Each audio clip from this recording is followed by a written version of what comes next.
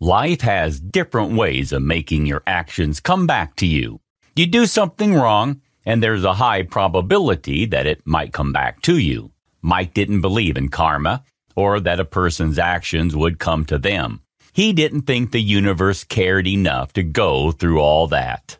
There are 7 billion people on this planet, and you're telling Mike that the universe cared about all of them to throw their actions back at them? Yeah, he didn't believe that. Typically, just like every other thing in his life, it turned its back on him. He got exactly what he deserved, and he couldn't help but think that maybe he had been wrong, because why did his life suddenly turn upside down as soon as he hurt someone? He wouldn't have done it if he felt guilty, but he didn't. Mike was incredibly selfish, and there was a point in his life when he didn't care about anyone or anything. Obviously, that didn't work in his favor. Mike was a pretty successful man. He had been working in a gaming company as a developer and was actually a team manager. He got decent days off, his salary was good, and his friends and work environment were terrific. Most people wouldn't look at him and think he was married with 2 kids. He liked to care for himself. He regularly hit the gym, made sure his diet was proper, and spent a lot of money trying to take care of his skin. He wasn't a guy who was scared of taking care of himself. He was pretty confident in his masculinity. And even though many of his friends made fun of him for that, Mike didn't back off. He believed that guys who didn't take care of themselves because they thought it was too feminine had fragile masculinity. He couldn't blame them, though, because he was like that at one point, too. He was only so confident in his body and mind because of his wife, Isabella. Isabella, or Bella for short, was a tall blonde woman who had been through thick and thin with Mike. She was a stay-at-home wife who took care of their 2 kids at home while Mike went to work, like any average family. Although what most people didn't know was that Bella had also gone to college and gotten a degree in fashion design. She planned to get a degree and work for a firm to get exposure, which would help her in her future plans of opening her own boutique. That dream had gone down the drain after a few years when she got married. Mike had told her there was no use trying to work so hard when he could earn for both of them. She had been hesitant. Who doesn't like to be financially independent? But she had agreed nonetheless. It was beneficial after they had kids, since it was a full-time job to take care of them. And Bella didn't want a nanny to take care of her child. Even though she quit her job, she felt immense gratitude for it. Not because it was her passion and something she really enjoyed doing, but because it made her meet Mike in the first place. Mike and Bella had first seen each other at a formal party that both companies had held together, because the CEOs of both companies were in happily married relationships. Sometimes those 2 companies even worked together, with Bella's company designing the dresses for the characters in a new game. At first, Bella had thought that Mike was an arrogant guy. That's the impression that he gave off when you first saw him. She planned on staying out of his path, not wanting anything to ruin this night for her. But the universe wasn't on her side, because as soon as she had thought to stay clear of him, he had appeared right in front of her. Apparently, he was part of the best team in their company, and Bella was part of the best team in hers. Both CEOs had made sure to make the teams meet in case they would have to work together in the future. And so Mike had sat down right next to her chair, sipping on his white wine while glancing at Bella occasionally. Bella had gotten super annoyed with how he was acting, thinking he was better than her, and looking at her like she didn't deserve his time. But she soon realized that his face looked like that the whole time. They talked when Bella told him to stop staring at her and keep his eyes to himself. Mischief twinkled in his eyes when he heard that, before explaining that his face was naturally like that. The only reason he was staring at her was that he thought she was beautiful, and she needed to get the hint. Bella felt it was a foolish way to get her attention, but it worked, so she couldn't say anything. Soon after, they both exchanged each other's numbers and promised to text the next day. That promise hadn't been broken, because Bella had received a text from Mike as soon as they were out of this place, and they had spent the entire night talking about the most random things. Their entire week had gone by, texting each other whenever they were free, and sometimes even during work hours, although Mike had been busy on a project, so he didn't reply as quickly as he would before or after work hours. Still, they made time for each other and talked frequently. After a week or so of regular texting and phone calls, they finally set up a date. It had been Mike to initiate the date, and Bella was very excited. She knew that Mike's good plan would always be top-notch, so she wasn't apprehensive about it, but she didn't know that he intended to go very fancy very quickly. As she expected, he had gone all out on the date, planning a dinner in a fine dining restaurant that Bella would have thought twice before stepping in. While Mike had dressed in a white dress shirt and black pants, Bella was dressed in a sparkly blue dress that showed her curves perfectly and made her look outstanding. When Mike came to pick her up, he told her that she looked gorgeous. She could practically feel the heat going up to her cheeks and turning them rosy, and she was sure that Mike had also noticed them because now he was holding a slight smirk on his face. "Thank you. You don't look too bad yourself," she told him, surprised at the confidence she was emitting. They had both ordered steak and wine and had spent their dinner in a healthy and comfortable environment. She had never been this comfortable on a first date and was sure that Mike's calm presence had much to do with it rather than her own feelings. The date had gone wonderfully, and the second date was planned almost instantly. Mike was so wonderful. Bella had fallen in love really quickly. They had moved on much quicker than expected, but they weren't complaining. It felt like they were meant for each other at this point, and it would be foolish on both of their parts if they were to refuse that. They had been dating for around 2 years before Mike proposed to her. It had been around October, the perfect fall weather for a proposal. They had planned a date on the beach, and as cliche as it sounds, that's when Mike had brought out the ring. It had been a bit chilly, and Bella thought it would be a casual date, so she had brought out her most comfortable outfit for the day, a pair of shorts and her tie-dye shirt she wore everywhere. She wasn't expecting there to be anything fancy, but looking at Mike wearing one of his fancy outfits, she did feel a little out of place, but not too much. Mike was known to be a fancy guy. They had been walking across the beach after having a dinner picnic while watching the sunset when it happened. Bella enthusiastically talked about one of the projects she had gotten when she noticed that Mike had stopped walking alongside her. She looked back to see him again on his knees, holding a ring in his hand, face glowing and smile radiating. She gasped, hand shooting towards her mouth as her eyes started tearing up. His speech was so beautiful, even he cried. The engagement lasted for around 4 months before they got married. The preparations took most of the time, and with both of them working, it had gotten a little hectic. But it was all worth it when Mike saw Bella walk through the aisle for the first time. She looked so beautiful in her white dress. He wondered how he got so lucky, but he wasn't going to complain. Their first kiss and dance had all been so painstakingly beautiful that neither wanted the day to end. They had finally gotten their happy ending, and they didn't think that there was going to be something that would make them more content than that. There had been something. They had been trying for a while to have a baby, and when they finally managed, it was easily one of the most memorable days of their lives. After around 3 years of a happy married life, they were blessed with a son. They had named him Samuel, or Sam for short. He was such a calm child, it felt like raising him was the easiest thing they had to do, and that encouraged them to try again. Bella wanted a big family, while Mike wanted one child. Ultimately, they had settled on having 2. Their daughter was born when Sam was 3 years old. Bella had tried to name her after her mom, so they had called the girl Hallie. Although 3 years younger than Sam, Hallie used to rule over him, but he didn't seem to mind. Sam thought his baby sister was the most adorable person on this planet, and even though he was a child, he made sure that he would protect her from everything and took care of her better than Mike and Bella had predicted. But they were proud of him. Hallie was somewhat of a troubled child, always causing messes and then getting out of it by giggling adorably.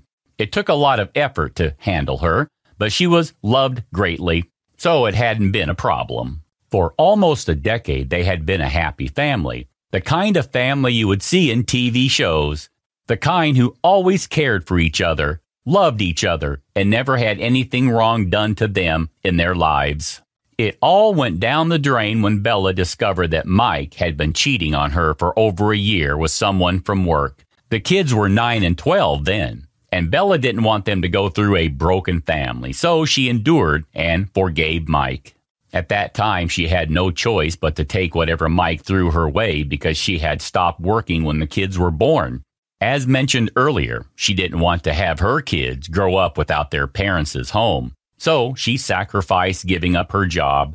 Mike had supported her decision.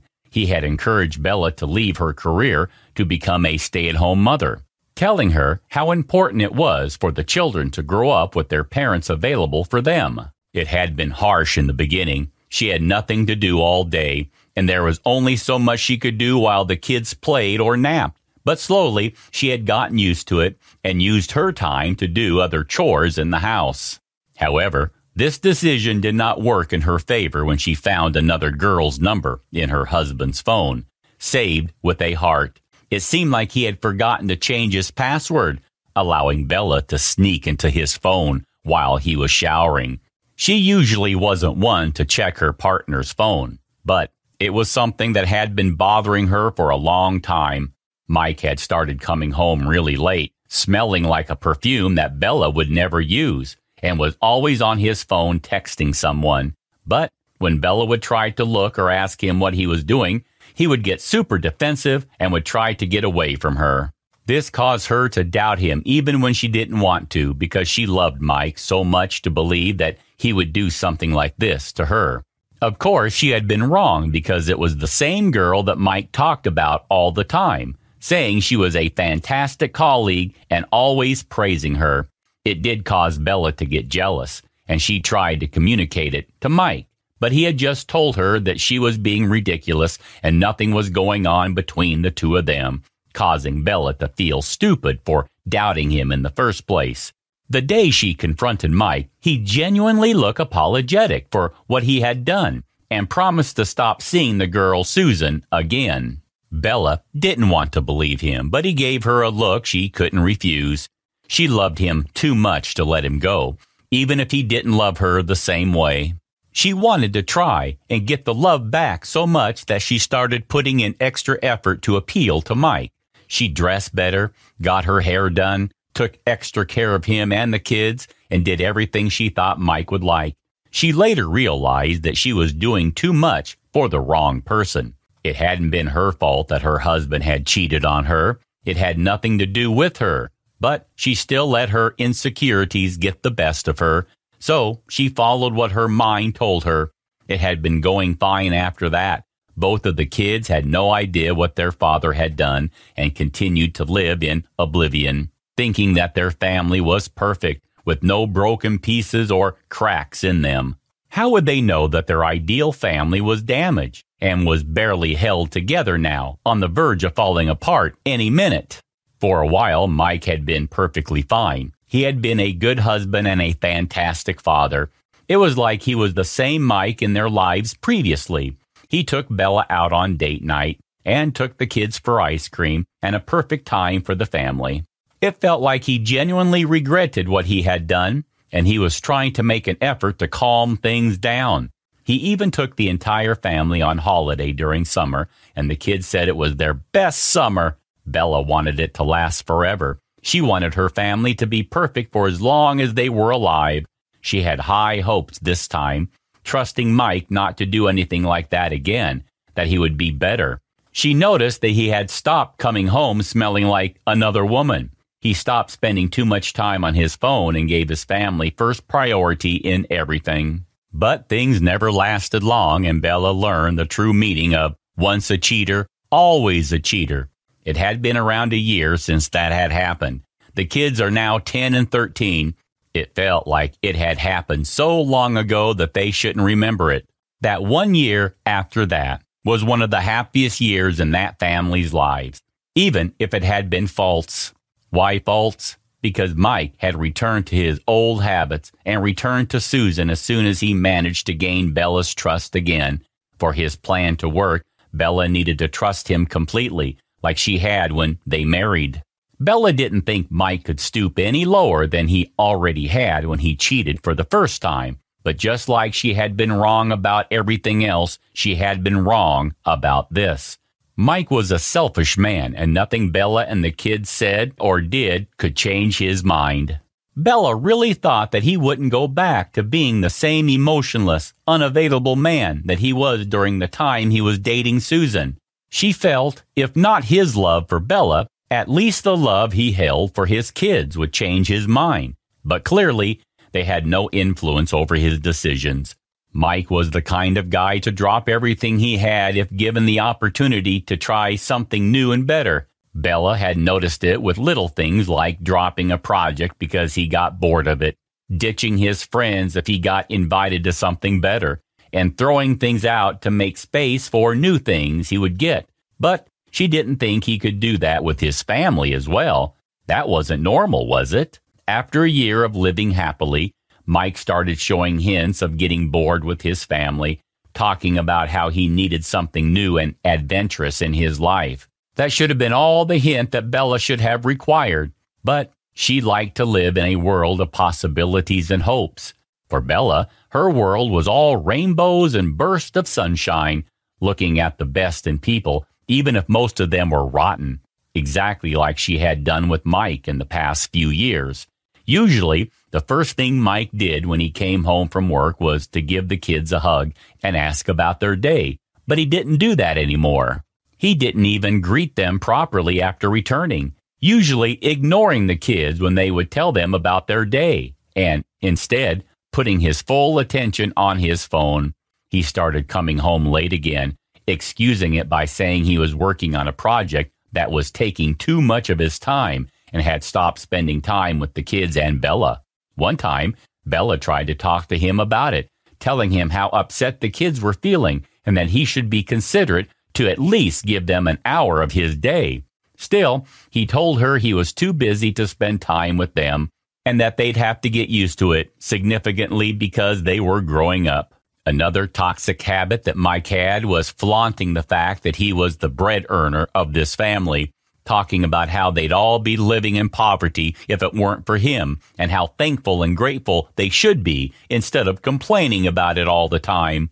Bella had thought to tell her parents everything that was happening and had happened in the past, knowing she could really use their support right now. Still, a part of her brain told her that she'd be stressing her parents out for no reason. The thought that their baby girl was being treated this way would kill them, and they'd probably tell her to leave Mike and come back home. But again, she didn't want her kids to go through that in their lives. However, her perception had to change when she came home one night after picking up the kids from a friend's birthday party to find that her husband was nowhere to be seen. All his clothes and belongings gone.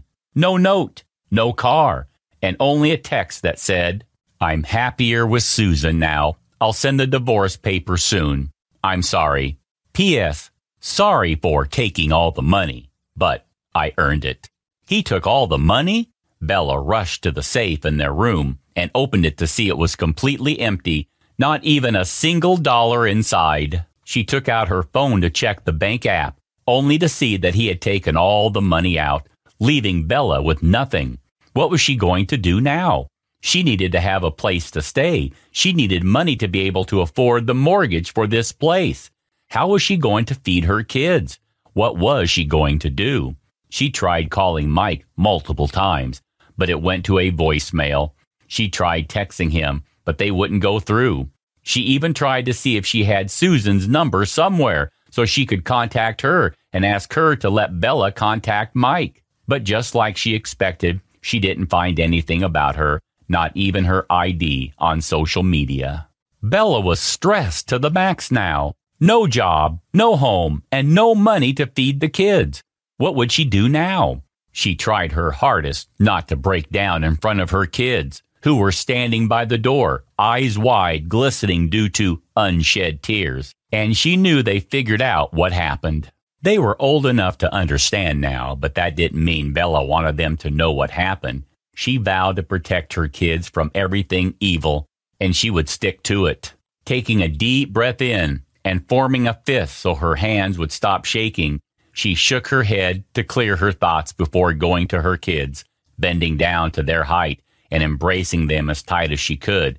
As long as she had her kids with her, she would keep fighting. She would make their lives better and not let a man who was too cowardly to be a father ruin life for them. Shushing them and reassuring them that everything was going to be okay, she guided them towards their respective bedrooms, kissing them on the forehead and getting them ready for bed, even while she was making sure they brushed their teeth and changed into their pajamas. She could feel that the environment was tense. She was trying her best to make them laugh and make them feel less anxious than they did. She could carry all the burden herself, but didn't want her kids to carry the burden on their small, fragile shoulders. After putting them to bed and coming out to the living room, Bella plopped down on the couch, rubbing a hand over her face and trying to collect her thoughts. There were so many things she needed to consider moving forward. The house only had enough groceries to last them a day or two, a maximum of 3 if they tried cutting their meals down. No job would hire her and pay her this quickly. And how would she be able to afford the house's mortgage, the expenses of 2 children, and all the essentials they needed to survive? Not knowing who else to go to, she grabbed her phone and dialed their number. "Hey, Mom," she said as her mom picked up the phone, her voice shaking even though she was trying so hard to calm herself down. As soon as her mom heard her voice, she knew something was wrong. How could she not? Moms have a gift of knowing how their child is feeling. And with how close Bella and her mom were, it'd be shocking if she didn't know what she was feeling. They had always been close ever since Bella was a kid. Her mom made sure to take time out to take Bella on a walk every day, calling it the mother-daughter bonding time and doing everything she could to make the walk as exciting as possible. Sometimes they'd try a new route or pick up an activity that they could do while they went on walks, feeding ducks, playing games, asking riddles, getting ice cream, anything she could do to ensure that they would have a good time. Some days when both of them felt a different sense of calmness, they would talk about their day, how they were feeling, or if anything was bothering them. Her mom had never been the kind to hide how she was feeling, although the extent of which she'd tell Bella what was happening would depend on how old she was. As Bella kept growing, their walks became less frequent, going from every day to every week and sometimes even every other week. But the most they had gone without taking a walk together was 2 weeks. It had become a routine, and it was hard when Bella had to move out for college, and then when she got married. The walks didn't happen anymore, but they still made time to call each other pretty frequently. Why Bella hadn't told her mom about her marriage life was a mystery, but maybe subconsciously she felt like it wasn't something they could talk about over the phone. She wanted to be there with her parents in case they started worrying too much, which she was sure they would. When her mom asked her if she was okay, it felt like dams had opened. Everything that she was trying to keep in for so long came back up, and she didn't know how to handle it. But she didn't need to know. Her mom would know what to say and do, along with knowing precisely what Bella was feeling. That was one thing she loved about her mom. She didn't need to be told how to react in a situation. She knew herself, and it benefited Bella a lot, mainly because Bella was someone who always had a hard time verbalizing what she was feeling. That's exactly what was happening right now, because as Bella was sobbing on the phone, her mom stayed quiet, reassuring Bella that she was here and that she wasn't alone, that no matter what the situation was, she didn't have to deal with it alone. That's exactly what Bella wanted to hear. She didn't want to listen to her mom tell her it would be okay because she didn't believe that right now and didn't care. All Bella was stressed about now was that she was alone, had no friends or family who lived in the same state as her, and no one to whom she could go. Bella didn't even have the money to return the tickets to her parents.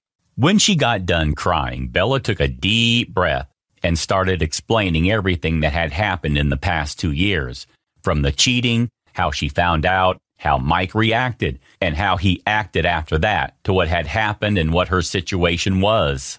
In mid-explanation, Bella had to take multiple pauses to control herself, feeling like she would start sobbing any minute.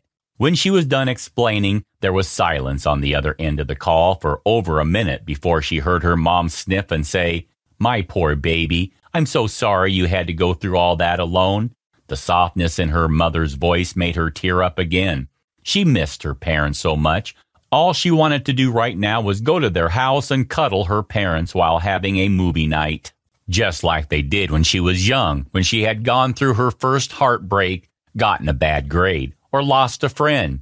Every bad moment in her life was magically made better by being in her parents' arms.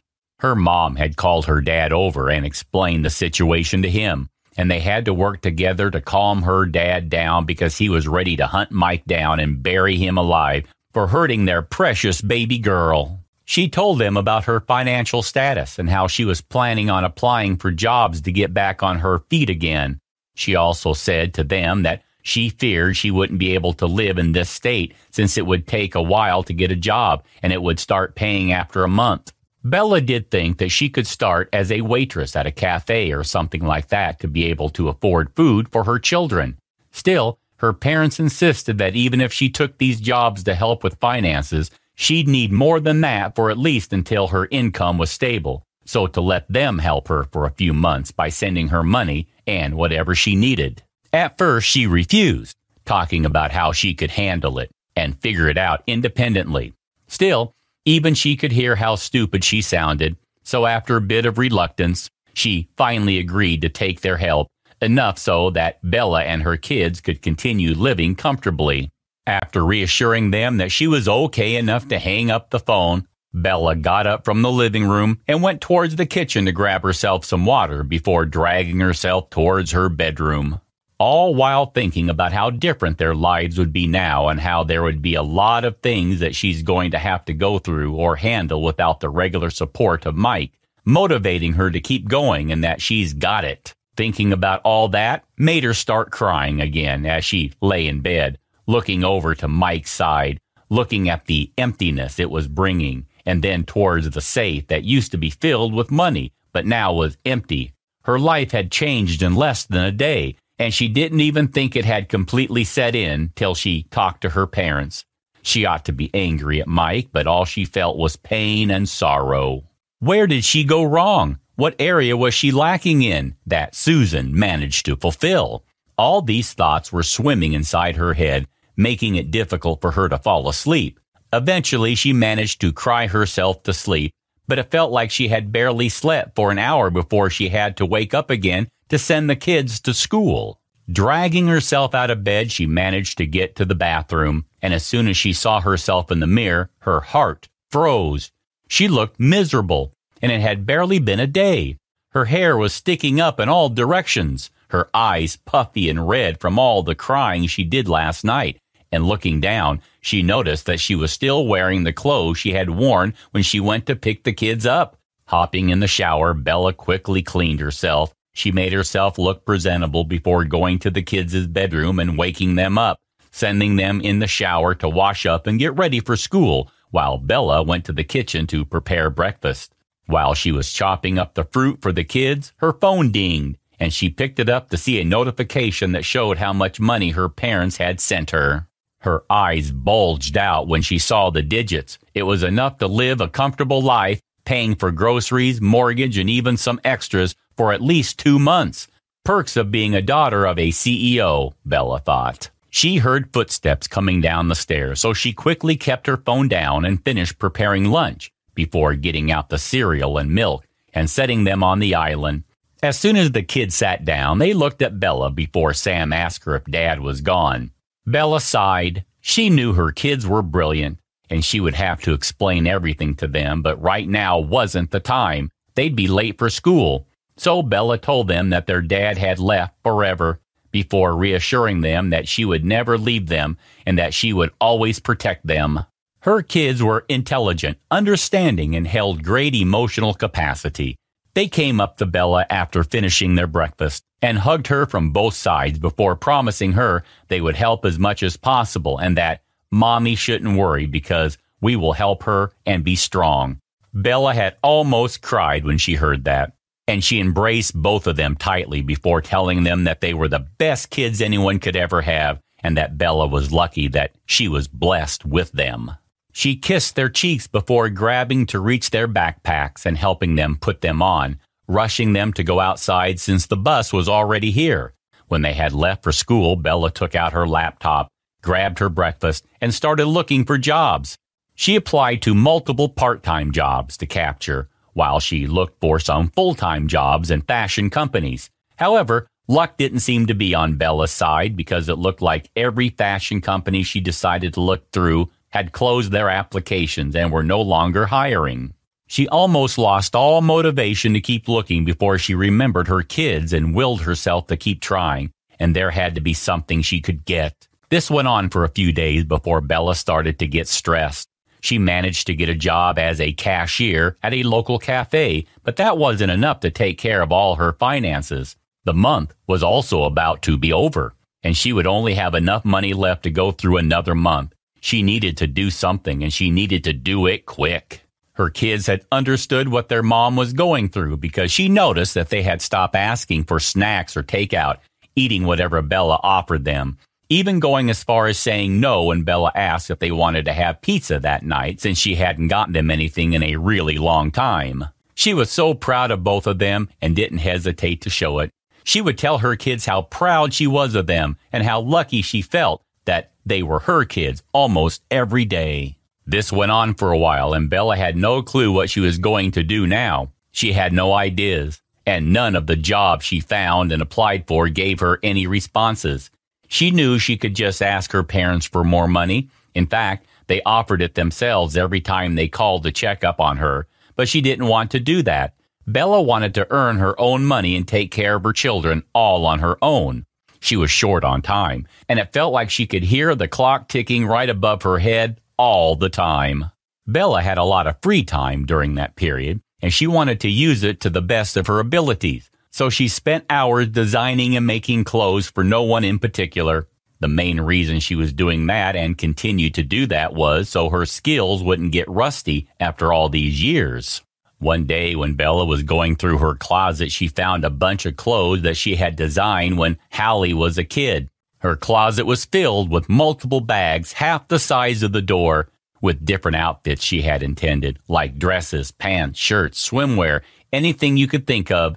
She didn't want them in her closet anymore because of the space they were taking up and had initially decided that she was going to donate all of them.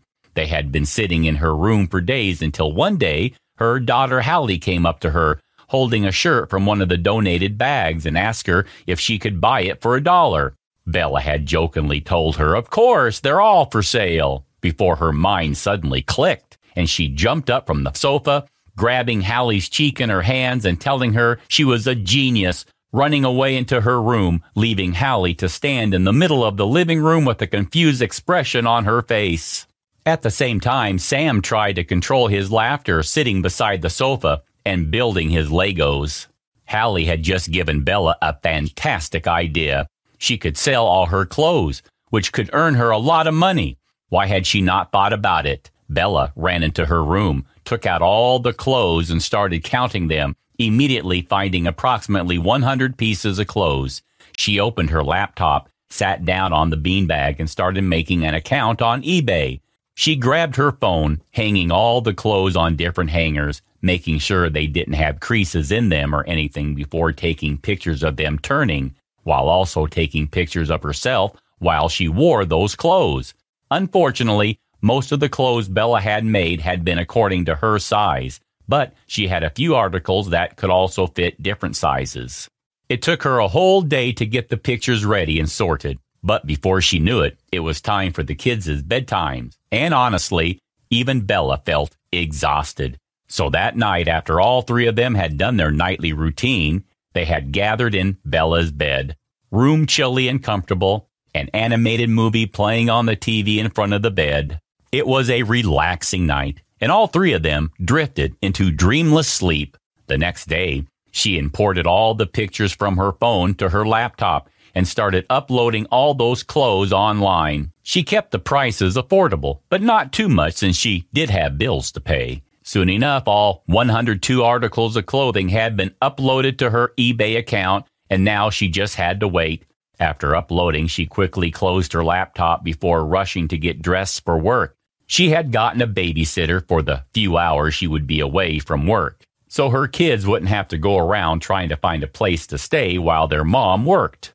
Since it wasn't a full-day nanny, the salary wasn't too much, and Bella could afford to pay her.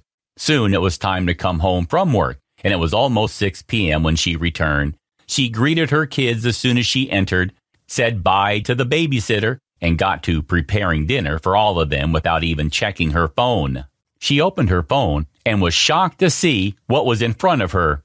She hadn't looked at the website for the entire day, not having enough time to do so, and the curiosity and anxiousness were slowly killing her inside.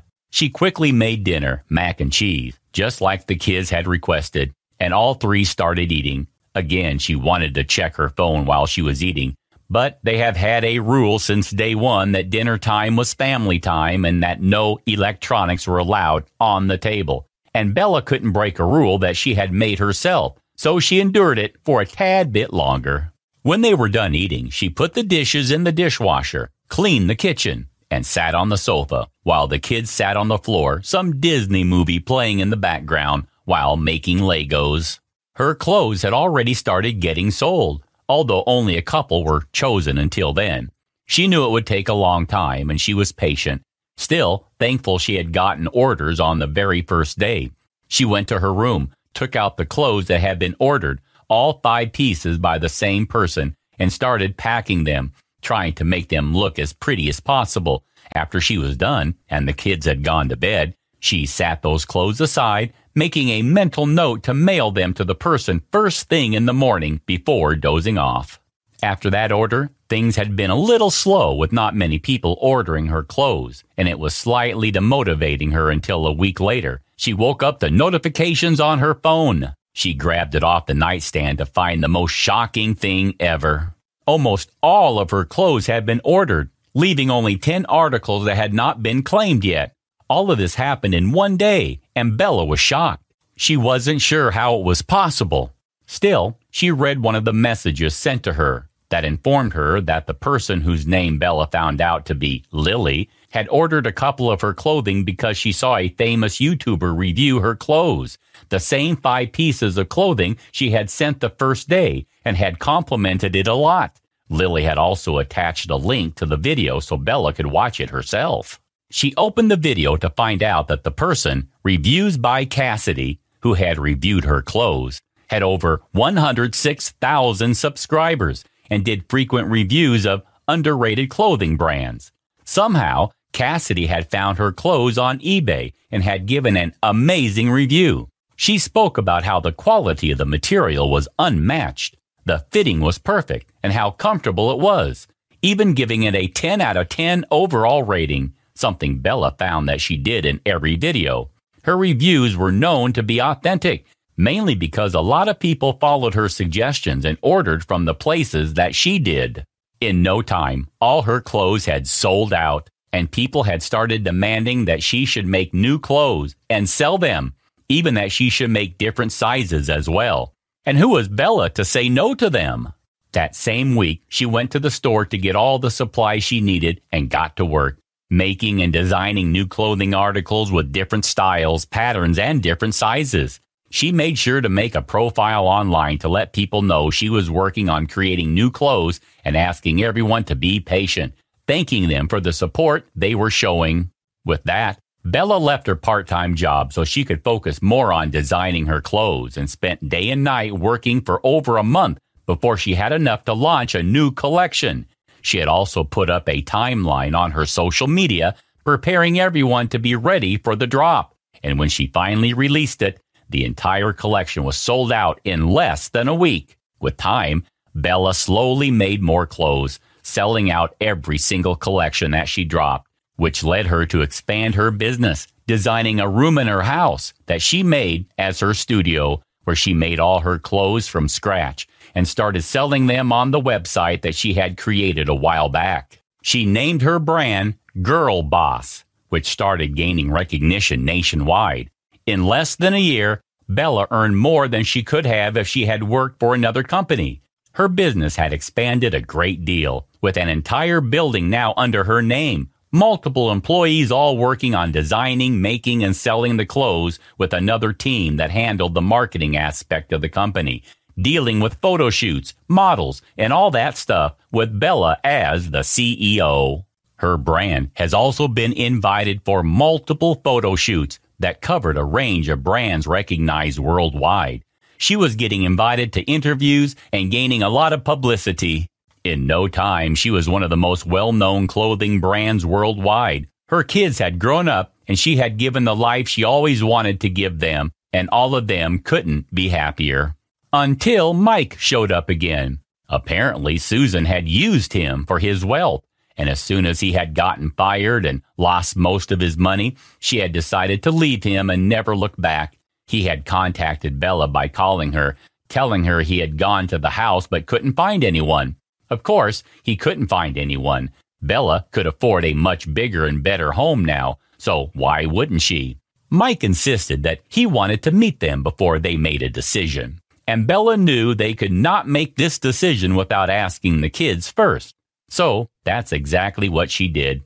However, the kids told Bella that the decision was hers, and that they would support her as long as she was happy.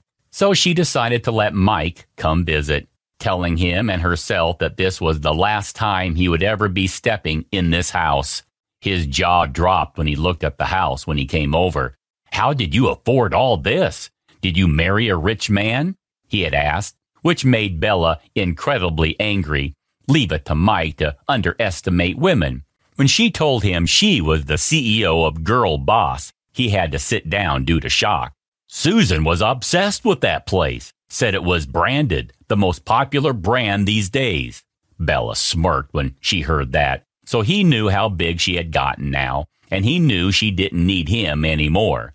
So she finally escorted him out of the house or mansion without giving him more time to beg Bella to let him come back. "We don't need you anymore, Mike. You lost us the day you left us without nothing in our hands." Isabella and her kids had a perfectly happy life, and they didn't need a cowardly man to intrude in their lives anymore. Goodbye. And with that, she closed the door, closing a chapter in her life that she never wanted to look back on, and continued moving away from the door without looking back.